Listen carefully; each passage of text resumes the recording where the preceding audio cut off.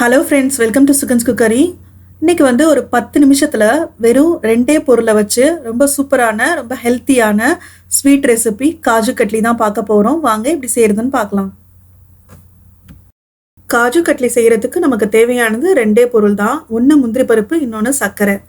நான் வந்து இன்னைக்கு 1 கப்பு முந்திரி பருப்பு எடுத்திருக்கேன். இந்த 1 கப்பு முந்திரி பருப்புக்கு 1/2 கப்பு சர்க்கரை வந்து கரெக்டாக இருக்கும். இப்போ நம்ம காஜு கட்லி எப்படி செய்கிறதுன்னு பார்க்கலாம். இப்போ நம்ம எடுத்து வச்சிருக்கிற 1 கப்பு முந்திரி பருப்பை மிக்சி ஜாரில் சேர்த்துட்டு இதை வந்து பல்ஸ் மோடில் 2 அல்லது 3 முறை 2-3 செகண்டுக்கு வந்து நீங்கள் ஓட விட்டிங்கன்னா போதும். உங்களுக்கு வந்து நல்லா ஃபைன் பவுடராக கிடச்சிடும். இப்போ நம்மளோட முந்திரி பருப்பு எல்லாம் நல்லா அரைப்பட்டு நல்லா ஃபைன் பவுடராக இருக்குது.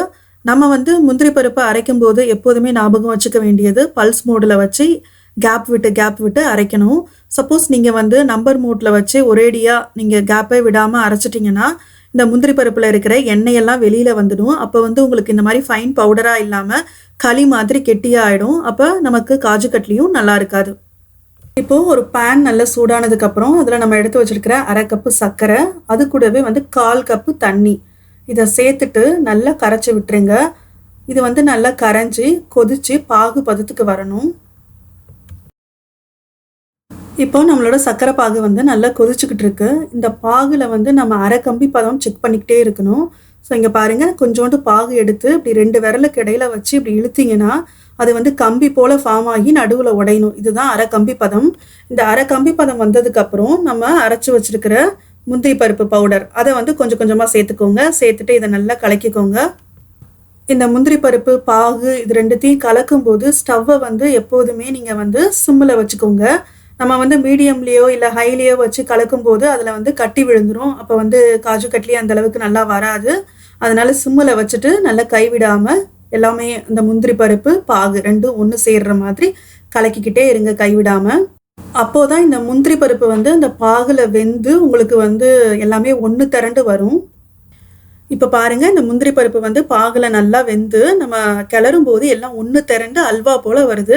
ஸோ இதுதான் கரெக்டான பதம். நம்ம வந்து இப்போ இதை வேறு ஒரு பிளேட்டுக்கு ட்ரான்ஸ்ஃபர் பண்ணிடலாம். இப்போ நம்ம கிளறி வச்சிருக்கிற அந்த முந்திரி கலவையை ஒரு பிளேட்டில் மாற்றிட்டு அதை ஒரு 5 மினிட்ஸ் நல்லா ஆற விட்டுருங்க. ரொம்ப ஆறணும்னு அவசியம் இல்லை. ஒரு கை பொறுக்கிற அளவுக்கு வந்து ஆறுனா போதும்.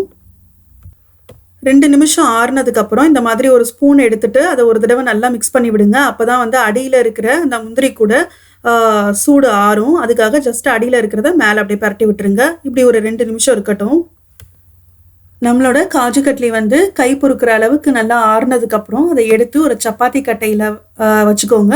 வச்சுட்டு இந்த மாதிரி நம்ம சப்பாத்தி மாவு பிசைவோம் இல்லையா, அந்த மாதிரி நல்லா பிசைஞ்சுக்கோங்க. உங்களுக்கு வேணும்னா கொஞ்சமாக நெய் யூஸ் பண்ணிக்கலாம். நெய் யூஸ் பண்ணி நீங்கள் வந்து நல்லா பிசைஞ்சிங்கன்னா இன்னுமே உங்களுக்கு ஈஸியாக இருக்கும் பிசைகிறதுக்கு. ஸோ இந்த மாதிரி பிசைஞ்சு ஒரு சப்பாத்தி மாவு மாதிரி நல்லா உருண்டையாக உருட்டி வச்சுக்கோங்க. இப்போ நம்ம உருட்டி வச்சிருக்கிற இந்த மாவை வந்து நடுவில் வச்சு லைட்டாக கையாட்டி ப்ரெஸ் பண்ணிக்கோங்க. ப்ரெஸ் பண்ணிவிட்டு நம்ம சப்பாத்தி உருட்டுற கட்டை இருக்கு இல்லையா, அந்த கட்டையை வச்சு சப்பாத்தி மாதிரி நல்லா மேலே தேய்ச்சி எடுத்துக்க போகிறோம். உங்களுக்கு வந்து வேணுங்கிற திக்னஸ் உங்களுக்கு மொத்தமாக வேணும்னா நீங்கள் மொத்தமாக செஞ்சுக்கலாம். இல்லை உங்களுக்கு வந்து மெலிசாக வேணும் அப்படின்னா அதுக்கேற்றாப்புல நீங்கள் செஞ்சுக்கலாம். அது உங்களுடைய இஷ்டம்தான். ஸோ இந்த மாதிரி வச்சு நல்லா அழுத்தி தேய்ச்சி விடுங்க. அப்போ தான் வந்து நமக்கு பிரிஞ்சு வராது. இப்போ இந்த முந்திரி மாவு வந்து நல்லா திரட்டினதுக்கப்புறம் இந்த மாதிரி ஒரு கத்தி வச்சுட்டு நம்ம வந்து இதை பீஸ் போட போகிறோம். ஃபஸ்ட்டு இந்த ஓரத்தில் இருக்கிற இதெல்லாம் நம்ம கட் பண்ணி எடுத்துடலாம். இப்போ நீங்கள் வந்து உங்களுக்கு தேவையான ஷேப்பில் இதை கட் பண்ணிக்கலாம். நான் வந்து இன்றைக்கி டைமண்ட் ஷேப்பு, காஜு கட்லினாலே வந்து அது இந்த டைமண்ட் ஷேப் தான் ஃபேமஸ். ஸோ அந்த மாதிரி டைமண்ட் ஷேப்பில் நான் கட் பண்ண போகிறேன். அவ்வளோதான். இப்போ வந்து நம்மளோட காஜு கட்லி ரொம்ப சூப்பராக ரெடி ஆகிடுச்சு. பாருங்கள், இவ்வளோ மெலிசா ரொம்ப சூப்பராக இருக்குது காஜு கட்லி. இதை நீங்களும் உங்கள் வீட்டில் செஞ்சு பாருங்கள். செஞ்சு பார்த்துட்டு எப்படி இருந்ததுன்னு சொல்லுங்கள். இந்த வீடியோ பிடிச்சிருந்ததுன்னா லைக் பண்ணுங்கள். மறக்காமல் சுகன்ஸ் குக்கரிக்கு சப்ஸ்கிரைப் பண்ணுங்கள். தேங்க்ஸ் ஃபார் வாட்சிங்.